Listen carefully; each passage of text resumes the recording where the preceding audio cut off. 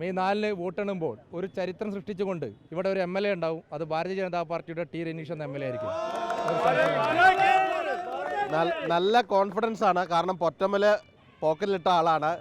അപ്പം അതുകൊണ്ട് നമുക്കൊന്നും എതിർത്ത് പറയാൻ പറ്റത്തില്ല.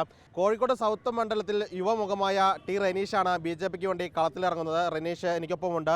റനീഷിനുള്ളൊരു അംഗീകാരം കൂടിയാണ്. കാരണം കഴിഞ്ഞ തദ്ദേശ തെരഞ്ഞെടുപ്പിൽ ഇടത് കോട്ടയ പൊറ്റമ്മല മേയർ ആയിരുന്ന ബീന ഫിലിപ്പിൻ്റെ വാർഡ് പിടിച്ചെടുത്ത ആളാണ്, വ്യക്തിയാണ് റനീഷ്. അതിൻ്റെ ഒരു അംഗീകാരം കൂടിയാണ്. വലിയൊരു പോരാട്ടമായിരിക്കുമോ സൗത്തിൽ? തീർച്ചയായും പോരാട്ടമല്ല. മെയ് 4-ന് വോട്ടെണ്ണുമ്പോൾ ചരിത്രത്തിൽ ഒരു ചരിത്രം സൃഷ്ടിച്ചുകൊണ്ട് ഇവിടെ ഒരു MLA ഉണ്ടാവും. അത് ഭാരതീയ ജനതാ പാർട്ടിയുടെ ടി രനീഷ് എന്ന MLA ആയിരിക്കും. നല്ല കോൺഫിഡൻസ് ആണ്. കാരണം പൊറ്റമ്മല് പോക്കറ്റിലിട്ട ആളാണ്. അപ്പോൾ അതുകൊണ്ട് നമുക്കൊന്നും എതിർത്ത് പറയാൻ പറ്റത്തില്ല. ഏതായാലും ഈ സൗത്ത് എന്ന് പറയുന്നത് UDFിൻ്റെ കോട്ടയായിരുന്നു. കഴിഞ്ഞ തവണ ഒരു അട്ടിമറിയുണ്ടായി. INLൻ്റെ അഹമ്മദ് ദേവറോവിൽ ജയിച്ചു. ഇത്തവണ അദ്ദേഹം തന്നെ മത്സരിക്കുന്നു. അല്ല, നമ്മൾ മനസ്സിലാക്കേണ്ടത് സൗത്തിൽ UDFിൻ്റെ കോട്ടയെന്ന് പറയുന്നതിൽ ഒരു അർത്ഥമൊന്നുമില്ല. ചില ചിന്താഗതികളിലൂടെ ആളുകൾ വോട്ടിലേക്ക് ചിന്തിച്ചത് കൊണ്ട് മാത്രമാണ് അന്ന് അവിടെ സൗത്തിന് വിജയിക്കാൻ സാധിച്ചത്.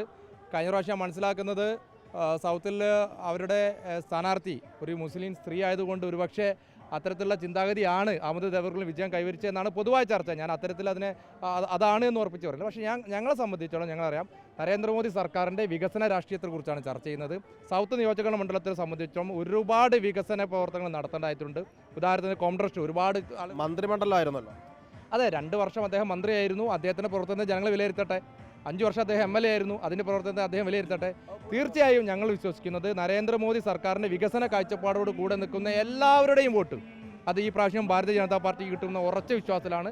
അതുകൊണ്ടാണ് ഞാൻ പറഞ്ഞത്, മെയ് 4-ന് വോട്ടെണ്ണുമ്പോൾ ഈ സൗത്ത് മണ്ഡലത്തിൽ താമര വിരിയും. അത് ഉറപ്പ്.